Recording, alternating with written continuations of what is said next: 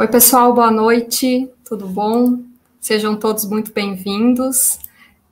Meu nome é Andresa, sejam bem-vindos à primeira live do API ACAT. Faço parte da equipe ACAT, que é responsável pela gestão do API e atua como facilitadora nas atividades cooperativas, né? Já quero aproveitar aqui para lembrá-los que a gente convidá-los, né, para fazer o check-in de vocês. Então, para vocês confirmarem a presença, o Neri, meu colega, colocou ali no chat o link para vocês se inscreverem. Então, por favor, façam o check-in do nosso evento.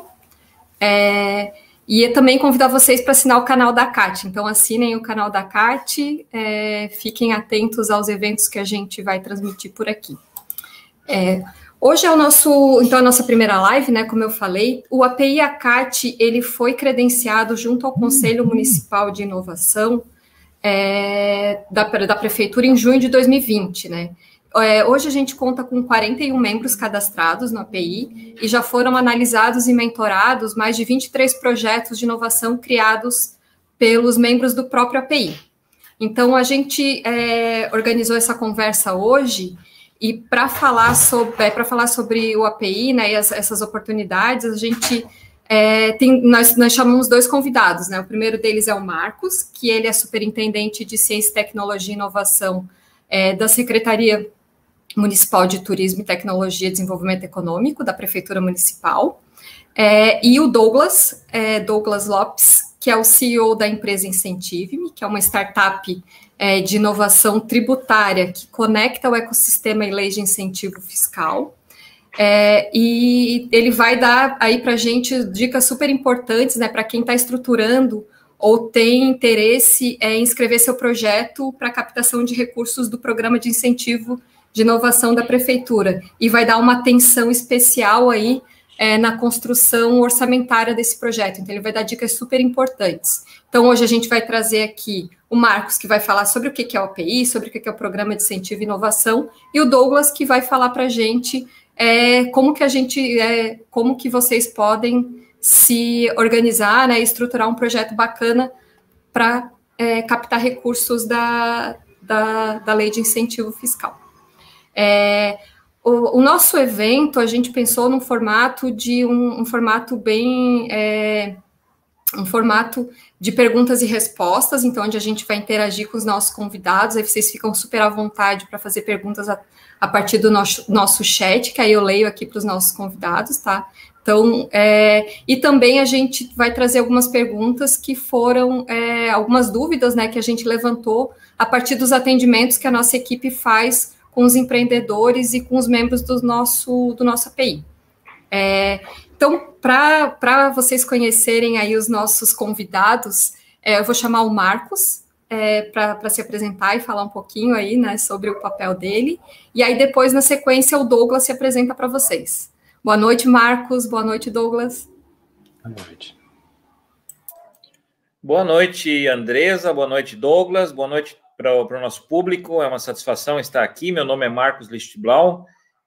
Sou empresário, tenho a minha empresa que foi uma startup lá no início, Automatiza Laser Solutions. Ela começou na incubadora Celta, ali no início da SC401, fez toda a jornada aqui no ecossistema de Florianópolis.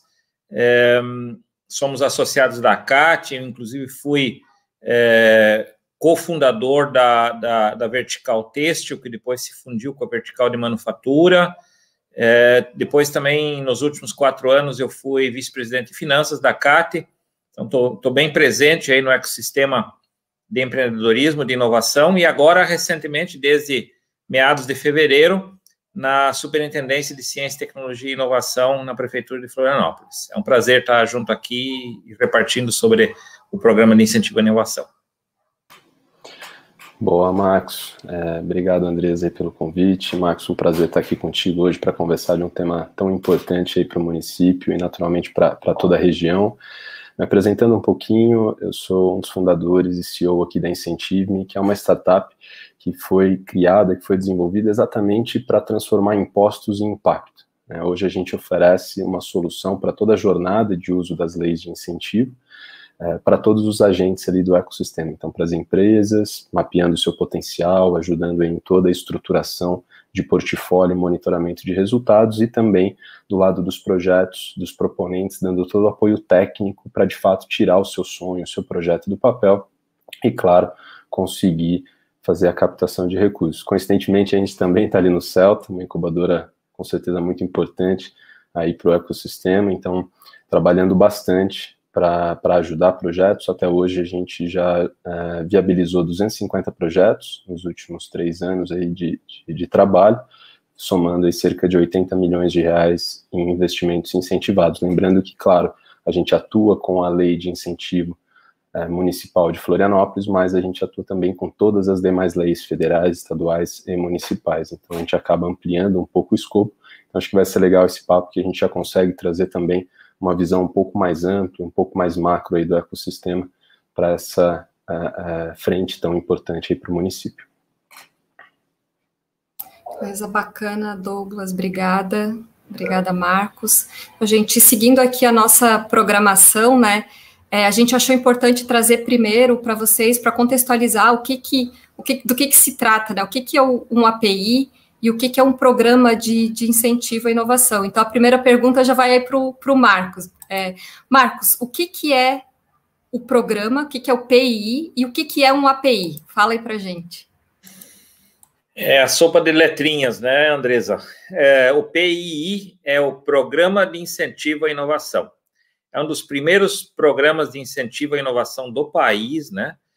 Florianópolis aí sempre nessa posição de vanguarda, e ele é um programa de renúncia fiscal, ou seja, o município ele abre mão de 2 tributos que são da sua alçada, né, o IPTU, que é o Imposto sobre a Propriedade Territorial Urbana, Predial e Territorial, e o ISS, o Imposto sobre Serviços. Então, o município, a cada ano, ele define um teto, né? Esse teto tem sido, nos últimos anos, de 1% da receita bruta do tributo no ano anterior. Então, esse ano nós temos uma renúncia, um teto de renúncia aí que está por volta de 6 milhões de reais. E, então, existe o programa. No programa você pode, os cidadãos florianopolitanos, as empresas florianopolitanas, elas podem escrever projetos e submeter esses projetos a 3 ciclos de chamadas fixos que existem, e um 4º ciclo que é aberto quando esses 3 primeiros ciclos fixos não consomem todo esse recurso previsto pelo teto de renúncia fiscal. Renúncia fiscal, né, talvez tenha alguém que não esteja habituado com essa palavra. O município diz assim, eu estou disposto a abrir mão de uma parte do IPTU e do ISS que você, contribuinte, precisa recolher para a prefeitura. Ou seja, é uma maneira, nós como contribuintes muitas vezes reclamamos que nós temos pouca atuação sobre o imposto que nós recolhemos para os diferentes níveis federativos. E, nesse caso, nós temos a possibilidade de, nós como contribuintes e incentivadores, temos a possibilidade de direcionar uma parte do imposto que nós precisamos recolher para o município para um projeto que a gente acredite, que a gente projete valor nele. Então, qualquer cidadão, qualquer empresa de Florianópolis pode submeter o seu projeto, e também qualquer cidadão, qualquer empresa pode direcionar ou o IPTU ou o seu ISS para apoiar projetos. E esse processo, essa dinâmica, ela acontece através dos arranjos promotores de inovação, que são os APIs. Nós temos estruturados aqui em Florianópolis 3 APIs. E a CAT é um deles, a CIF, Associação Empresarial, é outro, e o CDL é o terceiro. Então, a empresa, a pessoa física, ela não precisa necessariamente estar associada a um desses APIs, né? Ela pode procurar esse API, e pode dizer, olha, eu tenho aqui uma ideia e eu quero submeter essa ideia para o programa de incentivo à inovação, mas ela não tá madura ainda, ou eu não sei fazer isso. Então, o API vai lhe dar mentoria, vai lhe ajudar para dar robustez, para dar maturidade para essa proposta, para que ela possa ser colocada na plataforma do programa então poder concorrer a são várias propostas que se inscrevem, né? Então elas são selecionadas e aí a pessoa então tá junto nesse páreo. Eu vou ficar por aqui, Andresa. Eu sei que depois vão vir mais perguntas, aí vai dar para explicar mais detalhes. Tá certo, Marcos, muito obrigada. A próxima pergunta que estava aqui cadastrada para fazer para ti era exatamente, né, qual o processo para escrever um projeto, né? Então, como que funciona? Fala um pouco mais para a gente sobre os ciclos, né? Como que funciona para inscrever um projeto? Porque a gente já entendeu que existe esse recurso que está disponível, e que esse recurso ele pode ser captado a partir, né, de submissão de projetos, mas existe um processo para que os empreendedores sigam para poder inscrever o projeto. Poderia contar para a gente como é que funciona? Claro. Então, os 3 primeiros ciclos fixos, eles coincidem com os 3 primeiros trimestres do ano. Janeiro a março, abril a maio, e junho, julho, agosto. E aí o 4º ciclo, que vai depender se nós temos ainda sobra de recursos, aí ele vai acontecer de setembro a dezembro. Então, nós temos uma plataforma do portal, do programa, e essa plataforma, ela então tem um formulário onde a proposta vai ser preenchida. Importante destacar que antes de colocar essa proposta no formulário, é importante que a empresa, que o cidadão passe por um dos APIs, né? Então, não precisa esperar lá, por exemplo, nós estamos agora no 2º ciclo. Ele começou em abril e vai até junho. Não espere lá para a 2ª quinzena de junho, já procure um API, converse, né, com a Andresa aí da CAT, e aí, então, já apresente a sua ideia para o API, para que eles possam ir olhando essa sua ideia e burilando ela no sentido de dar robustez a ela. Porque ela tem que ter determinados critérios que ela tem que atender para que ela depois passe lá pela fase de avaliação. Então, tem questão de documentos que precisam ser apresentados, esses documentos são eliminatórios, né? Nós tivemos agora no 1º ciclo, por exemplo, diversos projetos que foram eliminados pela falta de 1 ou 2 documentos. Uma pena, né? Porque olhando as propostas, são ideias boas, mas como nós estamos tratando de recurso público, que é disponibilizado, também existe um certo rigor que nós precisamos ter. E os documentos, então, eles são eliminatórios. Se a proposta não contiver a documentação exigida, ela não vai para a etapa de avaliação. Depois, na etapa de avaliação, nós temos um grupo de avaliadores que vai avaliar o aspecto técnico, né? E é importante que o proponente conheça e que ele, na redação lá da sua proposta de projeto, ele contemple esses critérios para que os avaliadores efetivamente possam entender a proposta, para que os avaliadores possam avaliá-la bem e que ela efetivamente passe e vá para o comitê gestor que vai efetivamente conceder o benefício. Certo, obrigada, Marcos, ficou super claro. E aí, já aproveitando o gancho, tu falou sobre a estruturação do projeto, né, que precisa de uma certa estrutura e robustez nesse projeto para que ele siga em frente no processo de avaliação. Aí eu queria fazer uma pergunta para o Douglas. Douglas, a gente tem uma pergunta aqui que eu acho que tu vai poder nos ajudar. A pergunta é: o que é considerado um bom projeto? Você tem algum case de sucesso para falar para a gente? Legal, Andresa. Obrigado pela pergunta. Bom, o que é um bom projeto, pessoal? É importante colocar como foco desenvolver um projeto que gera valor, né? E qual que é a percepção de geração de valor? É gerar valor para todos os agentes do ecossistema, né? Então, começando pela sociedade, né? Qual a dor social que esse projeto vai endereçar, vai buscar resolver?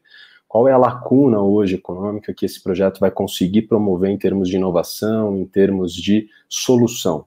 Então é importante ter muito claro qual que é esse desafio que vai ser endereçado através dessa nova tecnologia, dessa inovação que vai ser desenvolvida através desse recurso. Então, a primeira perspectiva, um olhar aí para a sociedade como um todo. Qual a dor que vai ser endereçada? A segunda perspectiva é da própria empresa, né, como empreendedor. Qual o projeto que gera valor para a minha empresa, que vai gerar vantagem competitiva, que vai me ajudar a me destacar como um player mais forte no mercado, que vai me trazer uma vantagem frente aos demais concorrentes, que vai fortalecer o meu negócio e que vai me ajudar na perenidade, na minha sustentabilidade de médio e longo prazo. Então é muito importante que também o projeto tenha essa geração de valor para o próprio negócio. A terceira perspectiva é a geração de valor para o município, né, para a prefeitura. Então é importante também perceber que esse recurso que hoje é investido pela lei de inovação, ele vai voltar. Qual que é o retorno do investimento da prefeitura? É geração de empregos, recolhimento tributário, de fato, ajudar a reforçar o posicionamento de Florianópolis como uma cidade inovadora, né? Brincam, é a Ilha do Silício, então fortalecer essa imagem que é muito positiva. Então também, qual que é a geração de valor aí para a prefeitura, para o município, que no fim do dia é quem está financiando essa ideia, essa proposta, esse projeto. E, por fim, gerar valor para o investidor, né, que é a empresa que vai destinar parte dos seus impostos ali para esses projetos que foram aprovados. Então, essa perspectiva um pouco mais holística ajuda o empreendedor a fazer um projeto mais completo, mais rico, que não é uma ideia dele que vai resolver e vai gerar valor para a empresa, mas, cara, não está endereçando uma dor social, ou não está, de fato, gerando valor para o município, ou não está gerando valor para nenhuma potencial empresa que vai se interessar em investir. Lembrando que as pessoas físicas também podem direcionar. Então, é importante essa reflexão. Quanto mais completo e quanto mais valor o projeto gerar para esses diferentes agentes, maior a chance de sucesso que ele vai ter de sair do papel efetivamente. E aí, falando um pouquinho, Andresa, dos nossos cases de sucesso, a gente já atuou com todos esses agentes, né? Então, por exemplo, a gente desenvolveu um programa que era o Varejo do Futuro, um programa de aceleração e inovação com o Angeloni.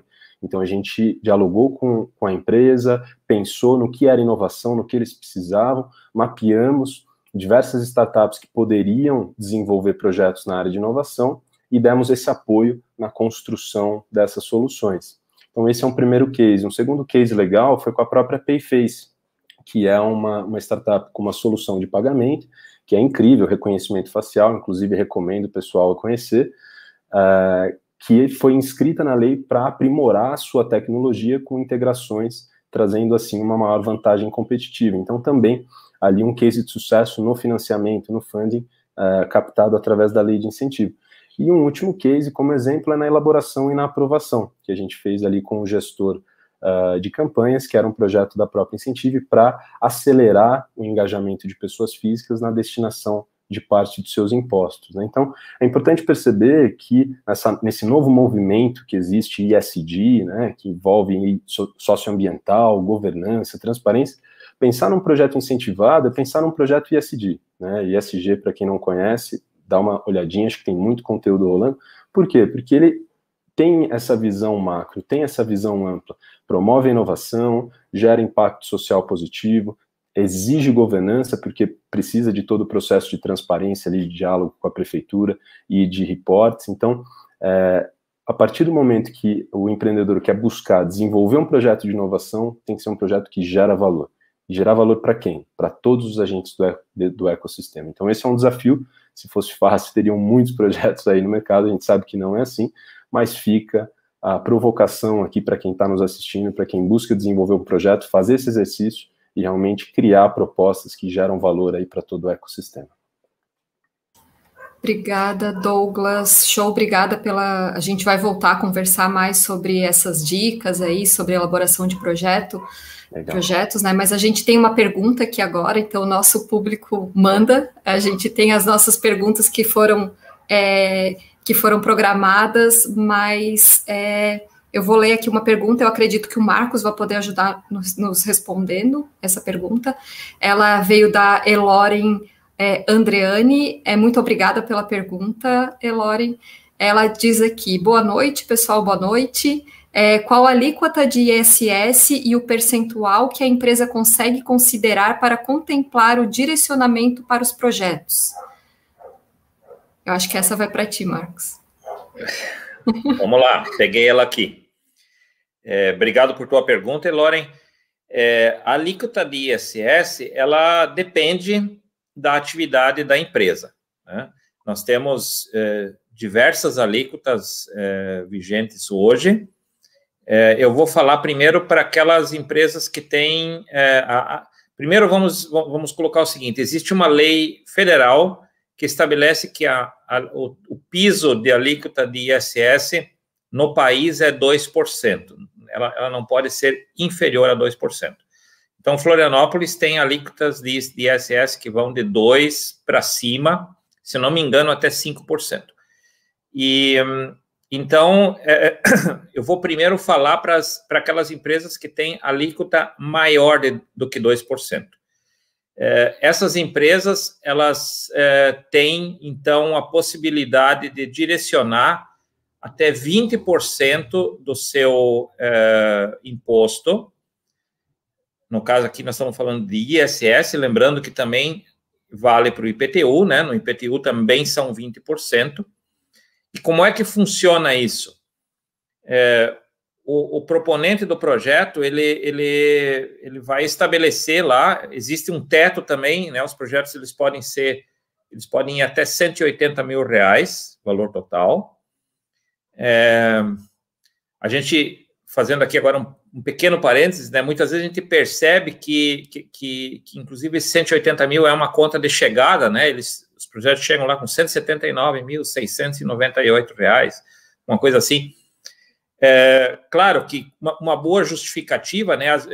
Como 180 mil é um teto, um bom projeto, você pode ver que ele efetivamente pode demandar esse volume de recursos. Mas uma primeira dica que eu dou é que você faça o projeto efetivamente condizente com o objeto que você se propõe a desenvolver. E a gente vê muitos projetos que também são bastante transparentes nesse sentido, né? São projetos um pouco mais simples, e eles mostram claramente, eles vão a 90 mil, a 100 mil, a 110 mil, a 130 mil, e você percebe uma coerência entre esse valor pleiteado e o objeto que está sendo proposto. Vamos supor que eu submeti um projeto, eu vou botar 100 mil, porque é uma conta mais fácil de a gente exemplificar aqui, que eu tenha submetido um projeto de 100 mil reais, e então eu ganho uma autorização para captar 100 mil reais junto a contribuintes do IPTU e do ISS.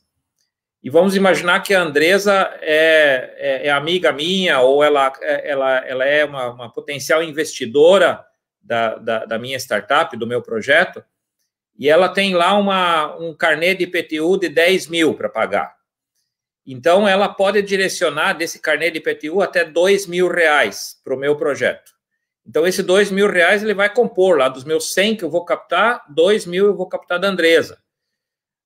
Isso já mostra que a gente também deve procurar contribuintes que tenham tickets grandes de IPTU ou de ISS, porque aí a gente precisa trabalhar menos na arrecadação, né?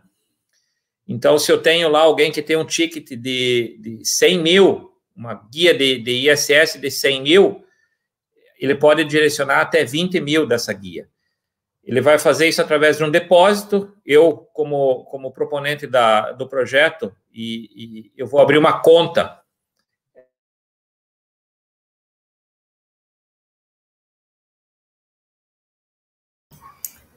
Eu acho que o Marcos está com problema, talvez na internet dele, gente, mas a gente pode ir tocando por aqui. Talvez quando ele voltar, Tu consegues complementar, Douglas, ou a gente... Posso puxar, sim. Acho que o Marcos... Oi, Marcos, voltou? Tá ouvindo? Vocês estão me ouvindo? Agora sim, deu uma travada, mas foram poucos segundos, Marcos. Certo, teve de fato uma instabilidade aqui. Sim. De novo. Opa. Eu vou puxar um pouquinho aqui, Andresa, só para aproveitar. Então, pessoal, voltando ao raciocínio ali do Marcos, né, um projeto de 100 mil que recebeu esse aporte de 20 mil, isso pode vir 20% de IPTU e 20% de ISS. E por que o Marcos comentou sobre essa lei federal do piso de 2%, né, do ISS? Porque as empresas que recolhem apenas 2% do ISS, infelizmente, elas não podem se beneficiar da lei porque elas já recolhem o piso, né? Então não dá para fazer esse aproveitamento. Mas as empresas que usam mais de 2%, 2,5%, 3%, 4% de alíquota de ISS, podem direcionar, sim, os 20% para os projetos aprovados. Então, em resumo, é possível utilizar 20% do IPTU e 20% do ISS, só tomando esse cuidado ali com a alíquota, né, dentro do diagnóstico, do estudo de potencial, para que, de fato, a empresa tenha efetivamente um potencial real. Então, voltando ao mesmo exemplo, se ele recolhe uma guia de 100 mil reais de ISS, mais alíquota de apenas 2%, potencial igual a zero, porque já está no piso do recolhimento ao município. Agora, se é o mesmo valor de 100 mil reais com uma alíquota de ISS de 3%, 4% ou 5%, aí, nesse caso, ele pode direcionar os 20%, os 20 mil, para o projeto aprovado, tá bom? Então, só aproveitando o gancho aqui para a gente não deixar a resposta aberta.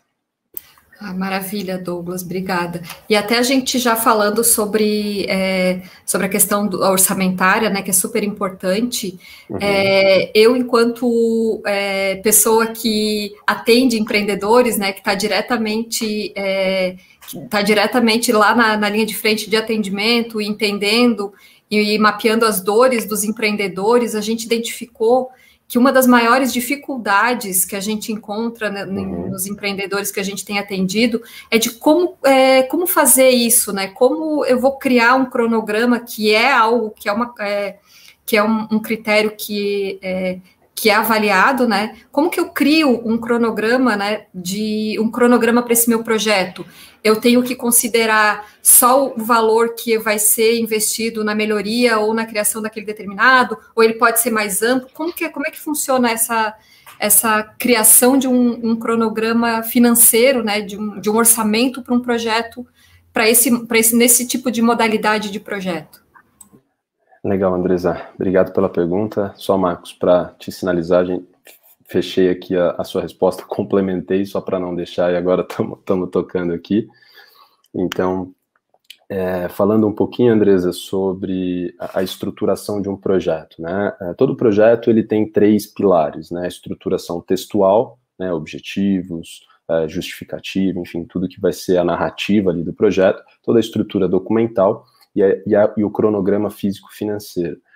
Parece que essa sugestão, essa dica aqui que a gente vai dar pode ser parecer um pouco óbvia, mas o Marcos utilizou uma palavra que é ter um orçamento coerente, né?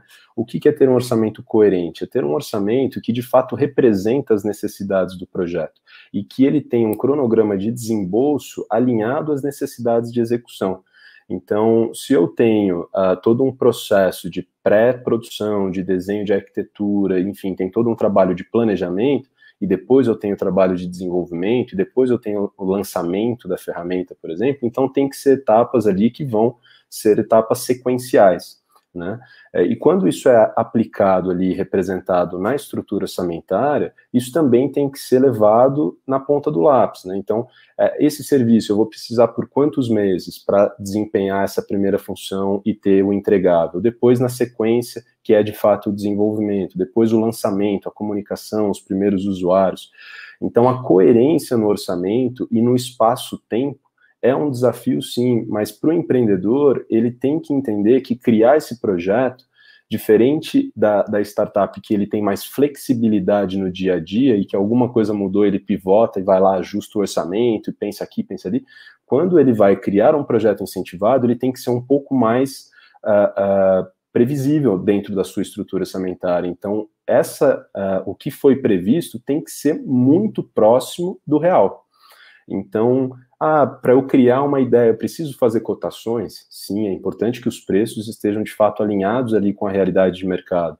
Eu preciso ter uma questão de economicidade, no sentido de ter um preço justo perante os preços de mercado, não tenha dúvida, porque não adianta também eu pegar o melhor fornecedor, que é um preço muito alto, que foge um pouco dos parâmetros, também não é muito bem visto. Então é importante que toda a construção ela seja a mais coerente possível. E aí tem uma estruturação das rúbricas financeiras, pensando serviço a serviço, e por fim, a divisão dentro da estrutura espaço-tempo. E um ponto legal, talvez, que eu possa complementar, é nas terminologias, né, na forma de comunicar isso, porque dentro dessa jornada de avaliação, existem pessoas bastante técnicas que vão fazer essa análise do projeto, e existem pessoas, às vezes, um pouco mais de mercado, ou que estão ali para avaliar, enfim, então tem diversos perfis de pessoas que vão avaliar. Então, pode sim utilizar terminologias técnicas, mas inclui ali um descritivo do que aquilo representa, qual que é de fato o investimento, por que aquilo é importante.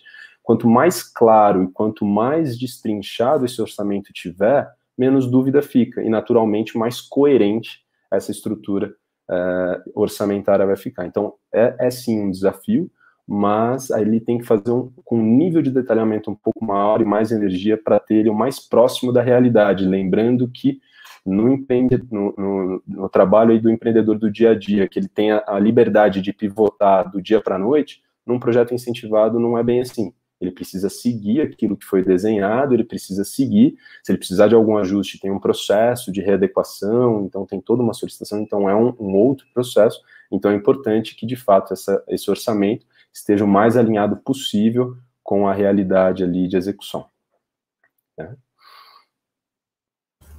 Certo, Douglas, obrigada pela resposta. E seguindo nessa mesma linha, né, a gente tem uma outra dúvida aqui que foi mapeada, que é super importante, porque um dos critérios que é avaliado, né, critérios avaliados no projeto é sobre o ROI, né, que é o retorno sobre o investimento. O que a gente pode falar sobre isso? Né? Como que a gente pode elaborar o que é isso? Porque a gente sabe que a gente atende empreendedores, que são empreendedores alguns mais maduros, outros nem tanto, e a gente identifica que existe bastante dificuldade, né, em elaborar e até saber o que se trata. Se tu puder contar para a gente aí como que uma dica, em primeiro lugar, falar o que é isso, né, e uma dica de como elaborar. Legal, Andresa. Eu vou falar um pouquinho, talvez, Marcos, fica à vontade aí para me complementar também. A lógica aqui, pessoal, está muito conectada com a minha primeira colocação ali da geração de valor. Né? Então, voltando ali aos agentes do ecossistema. O que é o ROI para a sociedade? Qual a dor que eu estou resolvendo? Né? Então, eu estou reduzindo ali um desafio, uma lacuna social, seja no sistema de pagamento, seja na arrecadação para projetos sociais, seja numa nova tecnologia que vai resolver um problema logístico, enfim, esse é o retorno para a sociedade, é o retorno do investimento para a sociedade. Quando a gente pensa no empreendedor, ele está investindo tempo, ele está investindo energia, ele está investindo esforço, e ele vai receber um retorno desse investimento no médio e longo prazo, em equity, em valorização da sua startup, em faturamento. Né? A prefeitura, ela faz a disponibilização de capital para a viabilização de projeto de curto prazo, e no médio prazo ela vai aumentar o seu recolhimento tributário, ela vai gerar mais emprego e, consequentemente, ter um aquecimento econômico. Essa startup pode vir a se tornar um unicórnio e gerar uma porrada de emprego para Florianópolis. Então, é um investimento, pode ser um investimento considerado um pouco mais de risco, naturalmente, startup, venture capital, investimento de risco, mas pode ser que o retorno disso seja muito expressivo. E, por fim, para o próprio investidor. Qual que é o retorno do investimento do investidor? Primeiro que é custo zero, que ele está fazendo um redirecionamento ali do tributo que ele já tem como um imposto devido.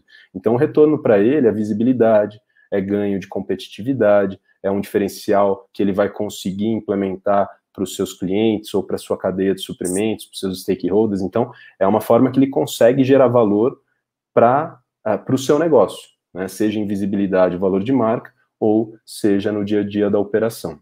Então, pensou em ROI, é muito no sentido de pensar qual que é o meu retorno, qual que é a minha geração de valor para esses agentes aí do ecossistema. Né? Certo, Douglas, muito obrigada. Temos mais uma pergunta aqui, gente. Edson Nascimento. Edson, muito obrigada pela tua pergunta. Eu vou ler ela aqui para vocês. A pergunta do Edson a startup precisa já estar faturando e ter clientes, ou em fase de early stage, que busca sandbox e cocriação, ela também pode submeter a solução? É uma pergunta. Boa, Edson. Boa pergunta. Sim. Vocês podem fazer, sim, projetos quando vocês estão em fase de early stage, então não precisa efetivamente estar faturando, tá? É possível ali já propor um projeto.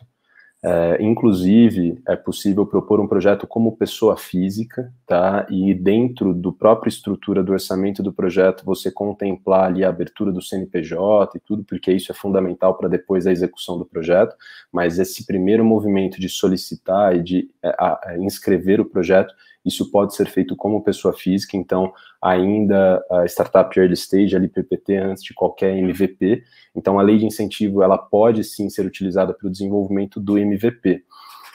Você comentou aqui sobre cocriação, tem um ponto de atenção só sobre cocriação, que está muito conectado à estrutura de governança e à estrutura societária. Muito cuidado, o principal motivo aí de mortes de startups, ou enfim, empresas que quebram, é exatamente a briga de sócios, é exatamente o desalinhamento. Então, muito cuidado no que é cocriado, porque enquanto é um projeto inicial, tá tudo certo, tá tudo bem, já isso estoura, cresce muito rápido, é muito importante que desde o início, com todos os envolvidos, esteja muito claro quais são as regras do jogo. Então, um ponto de atenção aí para a cocriação, eu sou super fã de inovação aberta, Open Innovation, cocriação, eu acho isso excelente, mas só tomando alguns cuidados, porque isso no curto prazo pode não parecer muito relevante, mas é o que mais mata startup no médio e longo prazo. Então, deixe sempre as regras muito claras no começo do jogo. Qual que é o percentual, qual que é a participação de cada um, quanto que vale a ideia, quanto que vale cada área, porque aí todo mundo tem as regras claras, documentado. O cara é meu brother, está muito próximo, eu posso fazer, cara, por e-mail, documenta num papel, importante que vocês estejam na mesma página, que vocês estejam realmente alinhados para evitar qualquer problema futuro.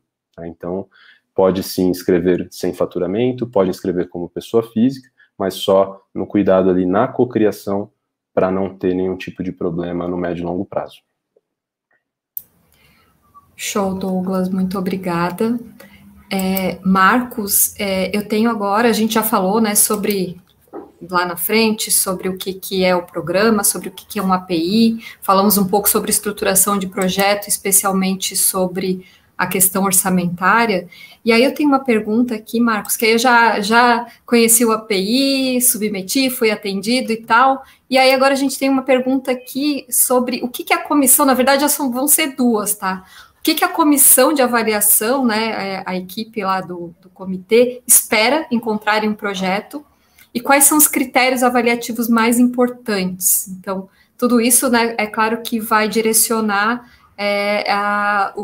como que o comitê, o que a prefeitura espera enquanto critério de avaliação. Legal.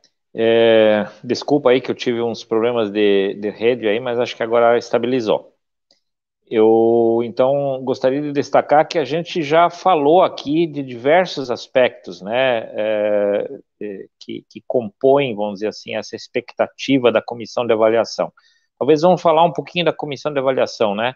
Ela é composta por pessoas ligadas aos 3 APIs, né? Pessoas que os APIs indicam, são técnicos que têm, pessoas que têm empresas, ou também professores da universidade, do Instituto Federal, enfim, pessoas que têm competências em determinadas áreas, e a gente procura também cobrir o melhor possível as diversas áreas nas quais a gente tem recebido projetos, ou que a gente espera que possam haver projetos. Então, são pessoas que vão fazer uma avaliação técnica, mas elas também são pessoas que têm essa visão, né, de que isso é um negócio, que isso precisa parar em pé, que precisa ter sustentabilidade, Nós não falamos até aqui ainda da portaria 18, mas ali no portal do Programa de Incentivo à Inovação, essa portaria ela está disponível, ela é uma portaria da Secretaria Municipal de Turismo, Tecnologia e Desenvolvimento Econômico, e ela contém todo o roteiro, né, toda a informação necessária. Foi essa portaria que instituiu o programa, e lá estão relacionados todos os critérios. Então, eu resisto um pouco de falar qual é o mais importante, porque, na verdade, todos eles são importantes, né? Então, o Douglas aí na fala dele já ressaltou alguns deles, né? Essa questão da demonstração do valor que o projeto entrega para cada um dos stakeholders. Nós temos questões aí relacionadas com o próprio financiamento do projeto, né? Temos aquele limite, aquele teto de investimento que já foi falado, temos o cronograma físico-financeiro. É importante uma objetividade, tem que estar efetivamente claro. Imagina que uma pessoa vai, né, um avaliador vai ler a sua proposta, ele precisa conseguir entender essa proposta. Não foi falado aqui ainda, mas nós também temos uma limitação em número de caracteres nos campos lá no formulário, né? Isso, por um lado, há pouquinho, tanto eu quanto o Douglas falamos, tem que ser bem descrito, tem que ser detalhadamente descrito. Mas a limitação de caracteres impõe ali um limite, né? Então eu não posso ser prolixo demais, ou seja, eu preciso ter um determinado poder de síntese, eu tenho que conseguir sintetizar a minha ideia, o meu pensamento, a minha proposta. Não tenho, assim, todo o espaço do mundo para fazer isso. Então, por isso é muito importante a parceria, né, do proponente com o API. O API vai ajudar a dar essa objetividade, porque o API também tem essa visão de negócio, tem essa visão de que é recurso público, sem recurso não oneroso, né, que está sendo disponibilizado. Então, nós temos que ser responsáveis também com o contribuinte do imposto, nós não podemos fazer um mau uso desse recurso. Então, tem que estar muito bem comprovado. E depois também na execução do projeto, né? Às vezes a pessoa consegue imaginar, consegue enxergar só até o momento em que ela ganha autorização para captar esse recurso. Não, depois o projeto também tem que ser executado dentro daquilo que foi previsto, né? O Douglas falou muito bem, não tem toda aquela flexibilidade de pivotamento, né? Até tem possibilidade de fazer algum ajuste, mas isso precisa ser daí também formalmente feito. E depois, no final, é necessário e é importante que seja feita uma prestação de contas, dizendo o que foi feito com esse recurso, comprovando, evidenciando que esse recurso foi utilizado efetivamente da forma como foi proposto na proposta do projeto. Então, essas são, assim, todas informações importantes. E o API é justamente esse elemento que está ali para ajudar, para mentorar o proponente no seu processo de elaboração da sua proposta. Perfeito, Marcos, muito obrigada. A gente tem mais 2 perguntas aqui, pessoal, que eu vou ler para vocês.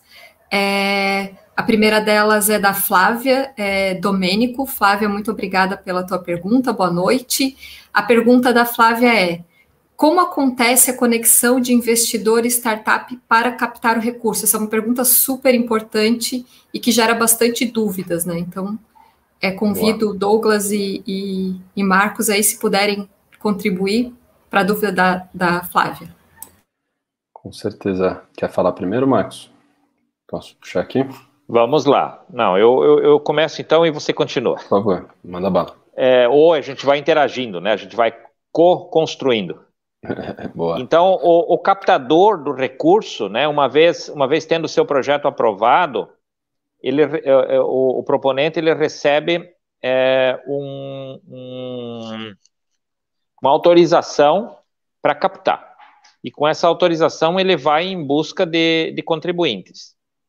Novamente, aqui eu vejo um papel importante do APL, né? O APL, a CAT, a CIF, a CDL têm associados que são contribuintes desses tributos. Então, nada melhor do que o APL auxiliar o proponente do projeto, porque a gente está da forma como esse programa foi desenhado, não é simplesmente com a ideia de que alguém que não tem conexão nenhuma, que não tem nenhuma, vamos dizer assim, que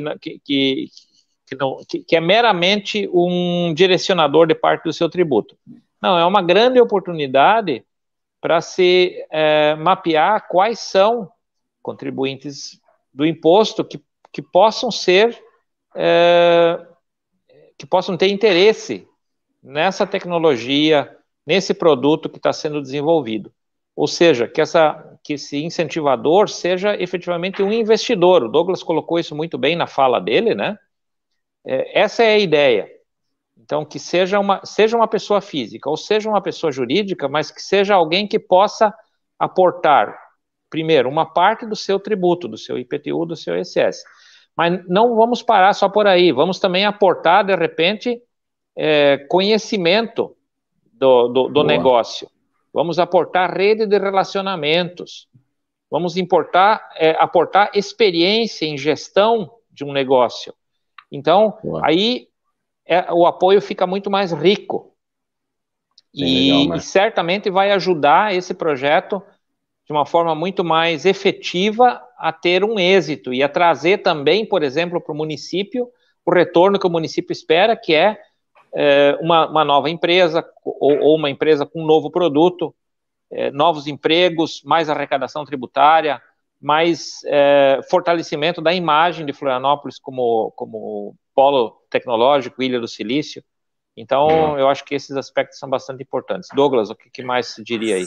Boa, Marcos, bem colocado. Eu acho que é importante, pessoal, falando um pouquinho assim, até por experiência própria, a gente já bateu muita cabeça para captar recursos. Então, assim, é importante dizer que é difícil. Então, assim, não tem mágica, não tem milagre, é difícil e é um processo trabalhoso. Não é impossível, é difícil e é viável. Como qualquer processo de venda, ele precisa ser bem estruturado, né? Então, quais são os targets? Ou seja, quais são as empresas que são potenciais investidoras? Quais são aquelas que têm um fit com o meu projeto? Então, se eu atuo na área de varejo, quais são as potenciais empresas que podem ter interesse em investir no meu projeto? Se o meu projeto é social, quais são as empresas que estão preocupadas com responsabilidade social que se posicionam nessa forma? Então, fazer um mapeamento ali de potenciais investidores é muito importante, porque não adianta sair atirando para todo lado. É importante que tenha uma diretriz clara para aumentar as chances de sucesso do seu projeto.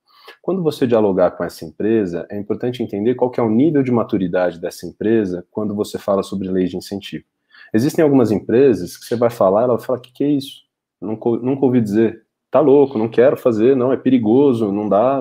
E já ouvimos muito isso. Então, quando acontecer isso, esse é um dos nossos focos de atuação, é exatamente dar esse apoio técnico para a empresa, para ela estruturar todo o processo internamente, junto ao time tributário, junto ao time fiscal, time jurídico, para que ela possa incluir dentro do seu processo mensal ou anual a utilização desse benefício fiscal. Então, é importante também levar esse conhecimento. Se não tiver um conhecimento, procure uma consultoria técnica para ir contigo nessa empresa, para que ela se sinta confiante, confortável, porque se ela não tiver confiança no processo, ela não vai fazer. Tá? Então, isso é muito importante. Então, a API vai ajudar com isso, com certeza. Algumas consultorias, a Incentive é uma delas, mas existem outras também que vocês podem procurar. Então, é importante que vocês tenham o apoio técnico necessário para essas empresas que não conhecem sobre o tema. Se a empresa já está acostumada com lei de incentivos, se ela já utiliza e é um fluxo mais natural, aí é um processo de venda. Aí, naturalmente, quem que é o tomador de decisão? Account Mapping. Dentro dessa empresa, quem que é a pessoa que está avaliando esse tipo de oportunidade, para que, de fato, eu possa construir um diálogo e mostrar o que meu projeto gera de valor para aquela empresa. E aí é importante, sempre calibrem a narrativa do projeto de acordo com o interlocutor. Não adianta chegar lá com 10 páginas do que foi aprovado na prefeitura que o cara não vai ler. Tem que direcionar numa apresentação comercial, estruturação de um pitch, um material, qual é o valor que vai gerar para aquela empresa. Se possível, sempre customiza 1 ou 2 slides para cada reunião. Ah, para essa empresa eu consigo fazer isso, isso, isso. Para essa empresa eu consigo fazer isso, isso, isso. Isso demonstra que você estudou a empresa e sabe o que você pode gerar de valor para ela em termos estratégicos. Então, a captação de recursos é um tema bastante complexo e que exige, sim, energia, profissionalismo e um trabalho sistêmico ali para, de fato, ter êxito e sucesso. E aqui uma última provocação no fluxo, isso a gente demorou talvez 6 anos para bater no cabeça para aprender e eu vou compartilhar aqui com vocês, espero que possa ajudar, é a respeito do processo de trabalho, tá? Em geral, qual que é o fluxo tradicional? Eu crio o meu projeto, o conceito, bacana, inscrevo ele na lei, vai para a API, aí vai para a lei, é aprovado, aí eu começo a minha captação de recursos. Tá? Então, qual que é a nossa recomendação? Faça essas frentes de forma paralela. O que eu quero dizer com isso? Criei meu projeto, estruturei o conceito. Quem são os potenciais patrocinadores? Senta com os caras, apresenta o projeto, fala, eu estou construindo esse projeto, estou inscrevendo na lei, faz sentido para você? Não faz sentido? Você gosta dessa ideia? Já começa um relacionamento com esses potenciais investidores. Por 2 motivos. Primeiro, que ele já vai sinalizar se faz sentido ou não. E segundo, que ele vai te dar feedback super valioso. Cara, isso é legal, mas se você fizer assim, aí faz sentido para mim. Ó, se você fizer dessa forma, faz ainda mais sentido. Então, esses feedbacks são muito ricos. E você ainda tem tempo de adaptar o seu projeto, porque ele está em fase de construção. Então, a nossa recomendação é trabalhar na elaboração e na captação em frentes paralelas e não sequenciais. Isso vai te dar uma vantagem muito estratégica, porque você tem mais cabeças pensantes para contribuir com o seu projeto através de feedbacks, que é uma ferramenta valiosíssima, e ao mesmo tempo você consegue, com agilidade, fazer os ajustes necessários, o que depois do projeto aprovado fica um pouco mais difícil. Tá? Então, resumindo, busque um apoio técnico para poder acessar as empresas de forma mais estratégica, incentivo é uma delas, mas como eu disse, existem outras, é importante que vocês tenham esse apoio para conseguir tirar o projeto de vocês do papel, entendam quem são os targets, account mapping e, se possível, trabalhar aí de forma paralela, que eu acho que isso vai trazer maior probabilidade de sucesso aí na captação e, consequentemente, ajudar a tirar o projeto de vocês do papel. Tá bom? Muito bom, Douglas. Excelentes sugestões aí, excelentes ideias. Vamos passar, que acho que ainda tem mais uma pergunta, né, Andresa? Muito bom. Nossa, Douglas, foi assim, até a gente, enquanto mentores, né, do API, a gente vai usar essas dicas. Obrigada. A gente tem mais uma pergunta. A gente bateu bastante cabeça, viu, gente? Isso aqui, esse é o nosso core hoje, né? É isso que a gente faz, a gente respira lei de incentivo, captação de recursos. Como eu disse, a gente trabalha com todos. Então, assim, a gente compartilha. A ideia aqui é tentar ajudar vocês, né? Assim, a gente já apanhou muito, então, assim, se essas dicas puderem ajudar, sem dúvida, a gente vai ficar muito contente em poder acelerar ainda mais os projetos inovadores de Floripa. Com certeza vai ajudar muita gente. A gente tem mais uma pergunta aqui, gente, acredito que seja a última, né, porque a gente tem aí tem um tempinho até as 19 horas. Eu vou ler aqui a pergunta para vocês, é a pergunta do Camilo Bortotti, espero ter falado corretamente. Camilo, boa noite, muito obrigada pela tua pergunta. O Camilo gostaria de perguntar, então, sobre a questão do financiamento ainda. Ele fala aqui, que é a pergunta, né, uma vez recebido o financiamento através do API, é possível captar recursos de outros investidores fora do programa?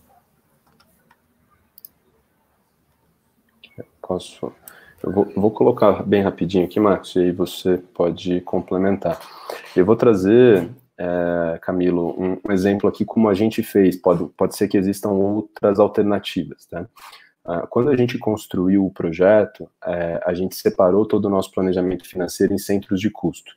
Então, eu tenho um centro de custo que é o projeto incentivado, em que ele tem a receita da captação incentivada e depois as suas despesas e a execução. Então, é um centro de custo separado, até porque precisa de uma conta bancária separada, que depois vai ter a prestação de contas, e a startup continua com o seu fluxo de caixa de outras receitas, faturamento e uma estrutura ali complementar. Então, fica mais simples você separar em centro de custo. Então, qual que é o módulo, entre aspas, aí que você vai alocar, que você vai aplicar na lei de incentivo? Então, por exemplo, é o módulo de integrações de API para poder ganhar escala aí para o seu aplicativo, hipoteticamente. Então, esse módulo, ele é o centro de custos de desenvolvimento ali das integrações e ele é financiado via lei de incentivo. Então, ele tem um centro de custo separado, uma conta separada que vai ter uma gestão paralela. E a startup, em paralelo, segue com o processo de faturamento, de trabalho, de prestação de serviço e toda a sua gestão financeira aí do dia a dia. Tá? Então, captação de recursos, uma vez que o projeto recebe o certificado naquele valor, é o teto que ele pode receber em termos de incentivos fiscais, mas a startup, claro, continua captando investimento anjo, captando ali uma rodada, um seed, enfim, dependendo do estágio de maturidade, mas a ideia é que isso seja inicialmente separado para não misturar, até porque, como a gente comentou, é necessário que depois seja feita toda a prestação de contas ali para o município, e isso precisa estar muito claro, preto no branco, todo o valor recebido, todas as despesas, de acordo com as rúbricas do projeto, e todos os entregáveis ali que foram desenvolvidos através do investimento desses recursos. Quer complementar por aí, Marcos? Acho que você colocou muito bem, Douglas, né? Só dizer que é óbvio que outras fontes de recursos sempre são desejáveis e são importantes, né? Elas podem complementar de forma importante, até decisiva, o desenvolvimento de um projeto. No entanto, você frisou muito bem a necessidade de separação para fins de prestação de contas, né? Então, é importante que você estabeleça claramente qual parte do projeto você vai financiar com os recursos do programa de incentivo e depois que você preste contas também de forma correspondente. Mas é óbvio que se você tem um investidor privado, uma pessoa física, uma pessoa jurídica, que além do seu imposto vai ainda colocar outros recursos na sua mão, isso vai te ajudar, vai inclusive robustecer o teu projeto, né? Então, vai em frente, eu acho que é bem... Isso é uma colocação bem legal, Marcos, que você colocou, até fazendo um último complemento, que, em geral, os projetos de inovação podem também oferecer como um futuro fornecedor para um cliente. Então, imaginem que o projeto de inovação desenvolveu a API para integração ali com o ponto de venda, por exemplo. Depois que é feita a integração, provavelmente aquele investidor vai se tornar seu cliente e aí vai pagar recorrentemente pela mensalidade do uso do software, ele vai pagar para utilizar a sua tecnologia como um cliente normal. Então, ele tem o benefício, de certa forma, de receber esse desenvolvimento sob medida, mas, ao mesmo tempo, depois ele se torna um cliente. Então, na fase posterior ao desenvolvimento e depois da implementação, naturalmente esse investidor pode sim se tornar um cliente e ter ali uma renda complementar aí de faturamento dos serviços e da tecnologia oferecida.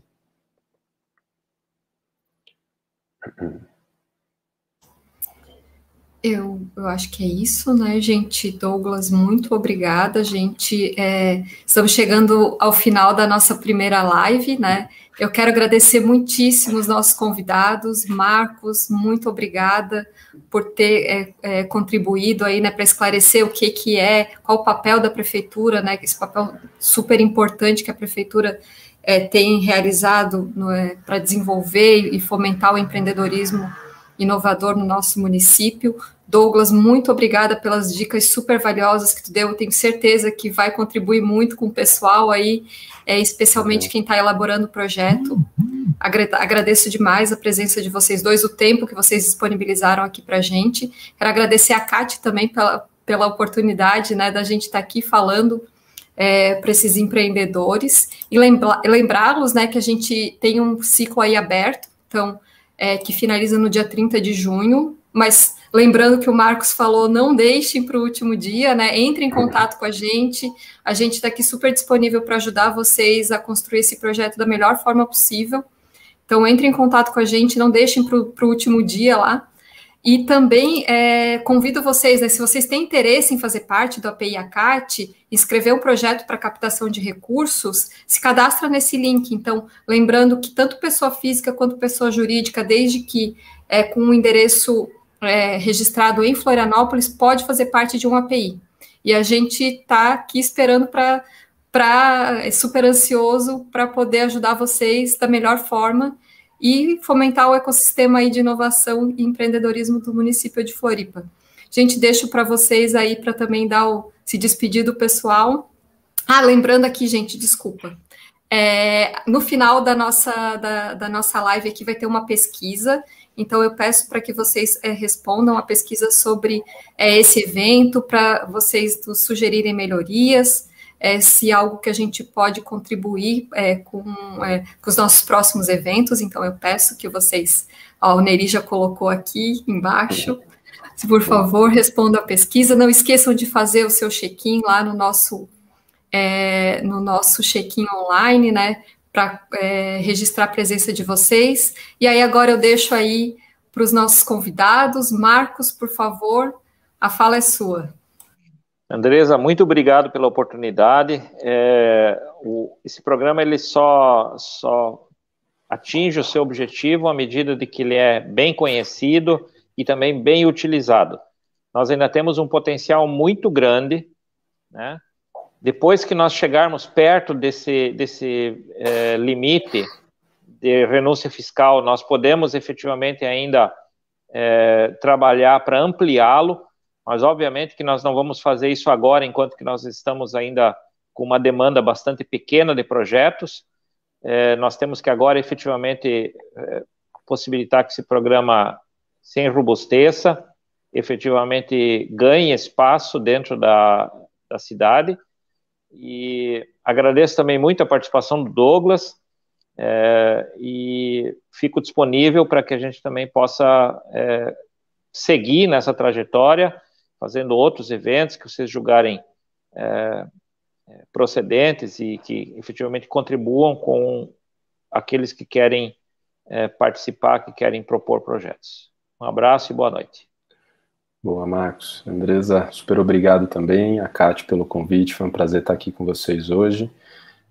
Reforço aqui, na verdade, parabenizo a Secretaria e a Prefeitura pela implementação dessa lei. A gente que trabalha com isso, a gente tem dados aí de mais de 300 municípios, é o único município que tem uma lei ativa aí para fomento de inovação e do empreendedorismo, então parabéns aí pela iniciativa, realmente é algo muito legal que tem que ser fortalecido, tem que ser bem trabalhado. Claro que por ser uma lei nova sempre vai melhorando, mas sem dúvida tem um potencial maravilhoso, então super parabéns aí aos envolvidos em toda essa iniciativa, a API, também a Prefeitura. Reforçando, pessoal, aqui na Incentive, é isso que a gente respira, é o que a gente trabalha. Quem quiser saber um pouco mais de lei de incentivo, pode me acompanhar ali no LinkedIn, tá como o meu nome aqui também ali da Incentive, eu tenho vários conteúdos especificamente sobre lei de incentivo, também aí de Florianópolis, então vai ser um prazer poder bater um papo com vocês. Agradecer de novo aí pelo convite e vamos em frente. E força aí aos empreendedores. Esperamos que muitos projetos aí saiam do papel. A gente sabe que empreender não é fácil, mas desejamos sucesso aí nessa jornada, muita resiliência, força, que vai dar certo. Valeu. É isso aí, gente. Tchau, muito obrigada. Tchau, boa noite. Até a próxima. Tchau, tchau.